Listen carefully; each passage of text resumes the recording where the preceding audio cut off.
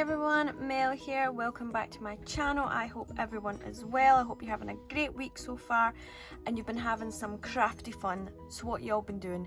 Let me know in the comments. I love to hear what you're all making or what you've just been up to. I'm so nosy and I just love hearing it.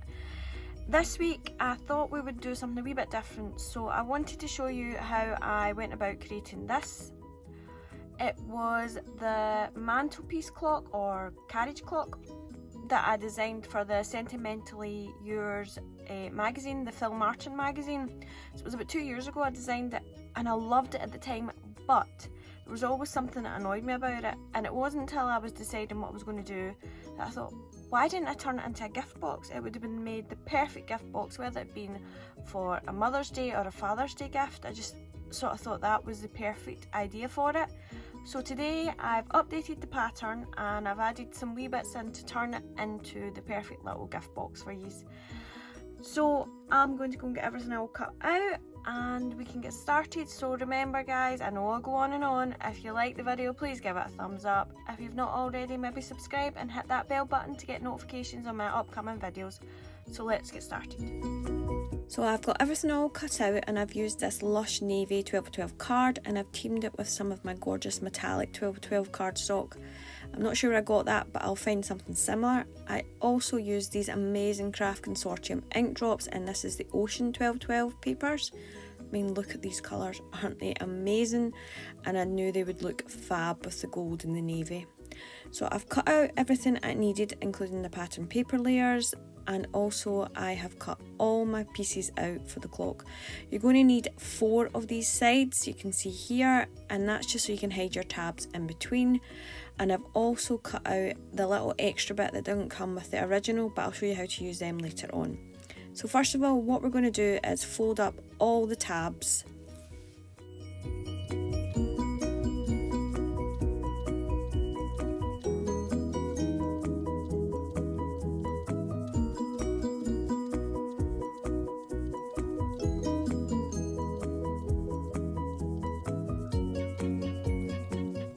So you can see here on the side tabs there's a T on one of the tabs, and that's just so you know that you've got that at the top pointing upwards. So first of all, what we're going to do, I'm just using hot glue, but you can use any glue that you want as long as it dries clear, and I'm adding glue and gluing round the side of the clock, just gluing down the tabs just as you can see. Then I'm going to take my top piece, which is the one with the teeth, and I'm going to glue that to the tab side first. Then I will add on my second side tab, and then I'll glue down all those sort of teeth parts.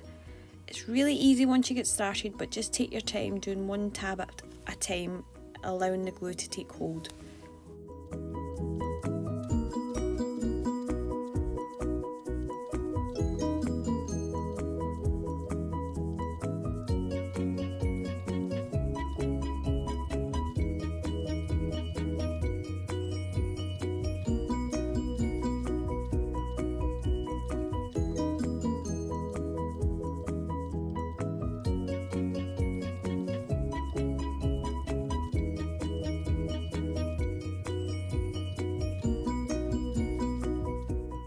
So now that you've done the first side, you're just going to add in the second clock layer, just as you did before, adding glue to the tabs and working your way around, doing both sides and then adding little teethy bits.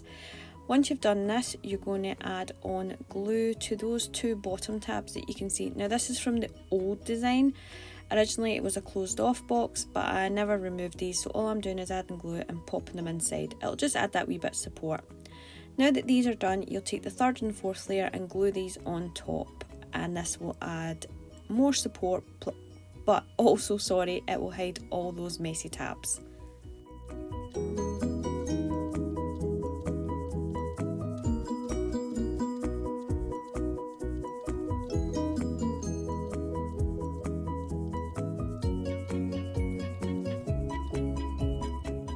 Next, what we'll do, we're going to make up the base of the clock. Now you can see here I'm just folding all my score lines on all sides, including the small little tabs. Then I'm going to take my hot glue and glue those little side tabs into the inside of the box. Then I'll use that large rectangle and glue it on top to form my base.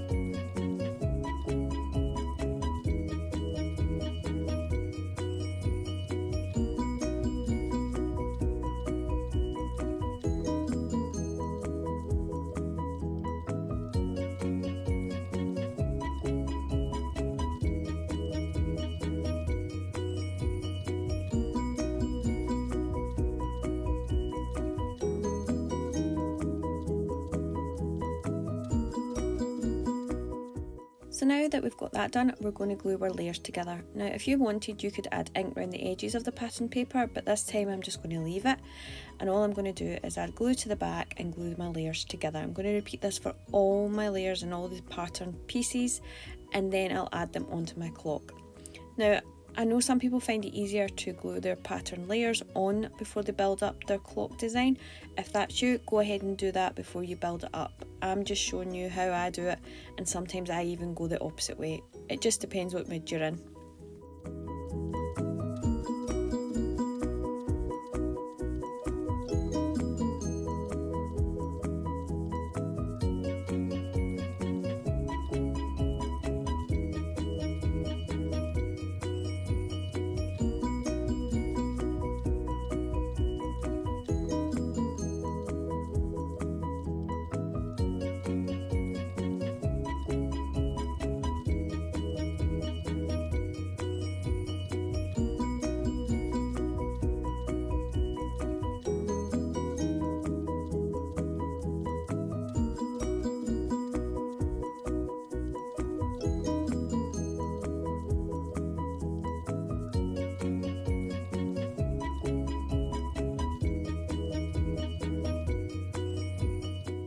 I finished adding all my layers on. I had to cut another one off camera as I forgot to make one for this top part. I can't believe I missed it, but we've done it. So now here is the piece I wish I'd made originally. So it doesn't look difficult at all or anything fancy, but this will turn the clock into a gift box. You can see here it fits on the base, but it also fits in the inside piece of the clock. Now mine is just the teeniest bit too tight. Don't worry, I've adjusted the size, but I didn't take into account that glue tab that I popped inside. So what we're going to do here is we're going to glue those two side tabs, creating a sort of box rectangle shape that will fit inside. Now you can test to make sure it fits inside. Like you can see here, it's just the teeniest bit tight on mine, so don't worry, as I said, yours will fit perfectly. Just showing you here that it will fit on top. So once you've added the glue to the two tabs, you're going to glue it down onto the base of the box. If you use that sort of skirt type tab and line it up with the edges of the bottom box, it will fit perfectly, meaning that the top part of the clock will fit inside. I hope that makes sense.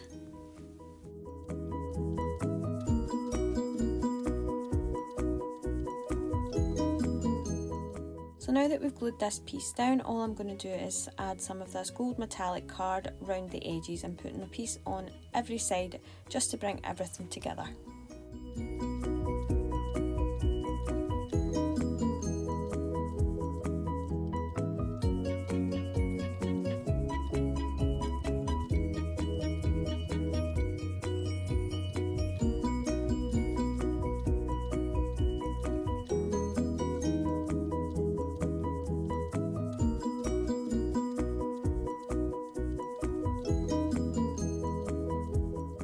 I designed a couple of extra layers when I added the new part to the clock. Now you don't need to use these, I just thought it would add a wee bit more dimension or a different look to your clock. You could add this and then add on a sentiment, or you can leave them off altogether, but I'm going to add on my large piece. But you can see here I made a sort of mid-sized piece as well. This might look quite funky sitting behind the clock, but again, you don't need to use these if you don't want to.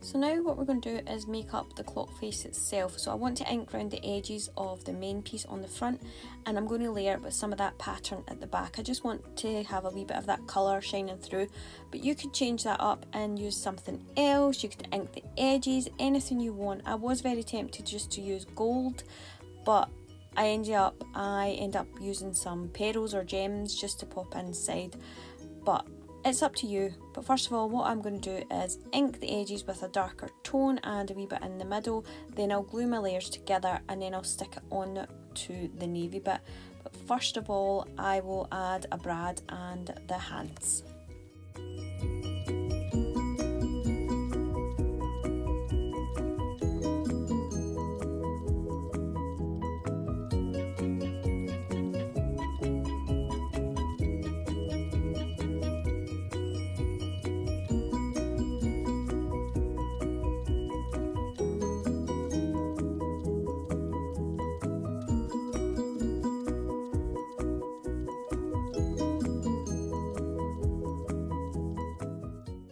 So I want my clock hands to move, so I'm going to use one of these brads that I found in my stash. These are the closest ones I could get to match the colourway, but I end up using a pearl on top so I don't worry.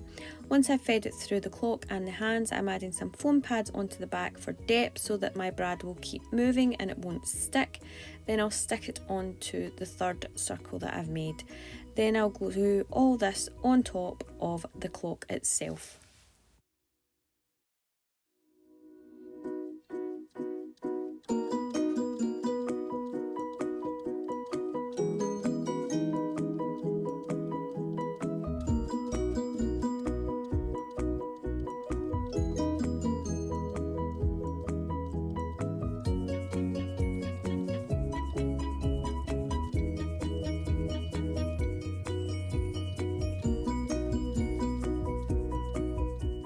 So now I've got to do is decorate. Off camera I used this Crafter's Companion Delicate Butterflies die set. Now this is a double layering die. You can see here I've cut the base from vellum and the top from some gold mirror card. I've also got some mulberry flowers I've looked out and some more of those gold pearls. Now all I'm going to do first of all is ink up my vellum to give that dark blue tone. I'm also going to ink up my flowers because they're just not the right colour, and you'll see here I just go over the top with the ink of the brush and give a wee bit of colour. Now you don't need to do this. I know it might be over the top. If you want the clock to be for someone else, maybe you know what they like, maybe they don't like butterflies, they don't like flowers, so use what they like, or even just leave it plain. Add a happy birthday, add a name, a bit of ribbon, anything you want. Go wild. Remember, crafting is all about individuality. All I'm doing is giving you some ideas and then you can take it to wherever you want.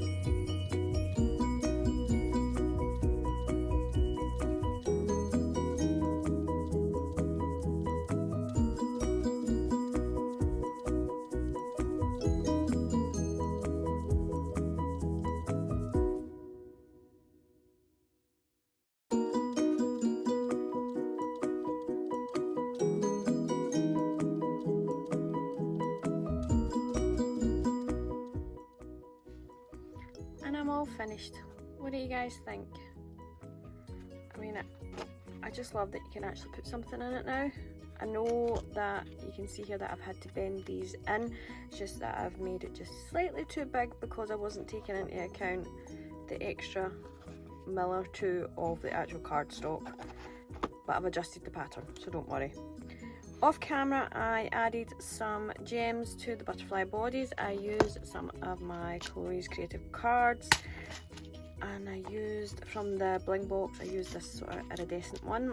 Also, I added some gold glitter to the flowers just to bring the gold all through. So it was just this one that I've used. It's an older one, but you can still get it, I'm sure. Now, I didn't add anything on because I thought, I'm not sure who I'm going to send it to, but I did find some little sentiment panels that I had from an allocation I'd done a few weeks, or even last year it might have been actually, and I thought, now these would be good, obviously in gold, but just to give you an idea, if you're sending it to someone, you could die cut a name, anything you want. I mean, that would be perfect. That would go great for it, but that's just an idea for you. And guys, I will leave a link below to everything that I've used today. I'll also link to the pattern with the updated parts in case you want to use it. Plus I'll link to the original pattern in case you just want to stick with the clock itself without all the added bits and bobs.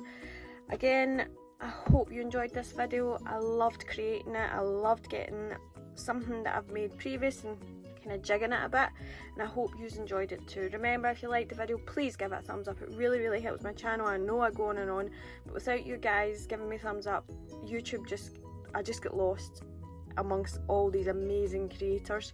So please, if you can, a wee thumbs up, a wee comment, anything at all. And if you're not already, please subscribe, and until next time guys, bye.